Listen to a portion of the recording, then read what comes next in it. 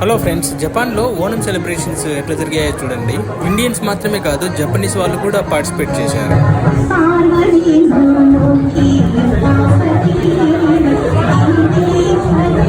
అసలు ఓణం సెలబ్రేషన్స్ కేరళ వాళ్ళు ఎందుకు చేసుకుంటారో మీకు తెలుసా? పూర్వం మహాబలి అనే రాజు, అంటే బలి చక్రవర్తి కేరళను పరిపాలించాడు.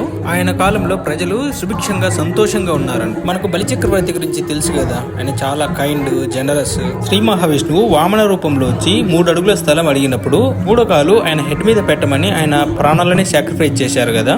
అప్పుడు మహావిష్ణువు ఆయనకి ఇంప్రెస్ అయ్యి నీకేం వరం కావాలనో కోరుకోమంటే, ఇప్పుడు బలి చక్రవర్తి నాకు ప్రతి సంవత్సరము ఒక్కసారి ఆ కేరళకు పోయి ప్రజలను చూసి రావాలి అని కోరుకున్నాడంట. అందుకే ప్రతి సంవత్సరము ఓణం వచ్చినప్పుడు బలి చక్రవర్తి తన ప్రజలను చూడడానికి వస్తాడని కేరళ వాళ్ళు నమ్ముతారు. ప్రజలు పూకాలం చేస్తారు, మంచి భోజనం చేస్తారు, డాన్స్ చేస్తారు. రాజా చూడండి, మీ ప్రజలు సంతోషంగా ఉన్నారని చెప్పడానికి ఈ ఓణం సెలబ్రేషన్ చేస్తారన్నమాట. సోలాది ఓణం సాంగ్ ఏంటంటే, మావేలి రాజు అంటే బలి చక్రవర్తి పరిపాలించిన కాలంలో ప్రజలందరూ సంతోషంగా సుభిక్షంగా ఉండడం.